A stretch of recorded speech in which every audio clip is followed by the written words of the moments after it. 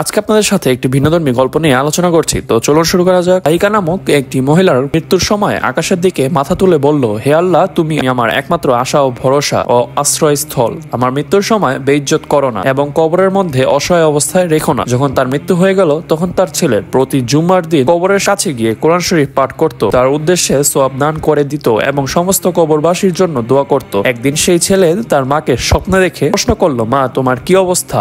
উত্তর দিল, মৃত্যুর কষ্ট ভোগ করেনি। মৃত্যুর কষ্ট ভীষণ যন্ত্রণাদায়ক।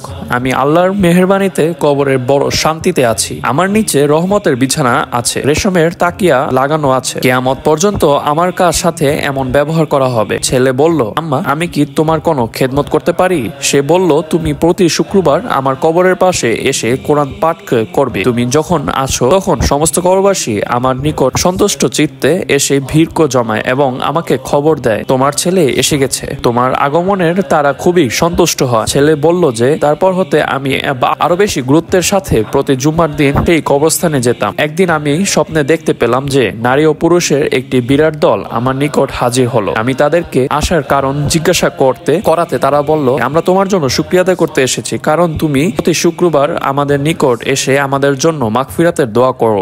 এতে আমরা বড় আনন্দিত হই। এই ধারাবাহিকতা তুমি অব্যাহত রাখবে। এই ঘটনা দ্বারা আমাদের অনেক কিছু শিক্ষা দেওয়া হয়েছে। ধন্যবাদ। এমনই ভিন্নধর্মী আমল নিয়ে আলোচনা করছি প্রতি এপিসোডে। আমাদের সাথেই থাকুন। আসসালামু আলাইকুম।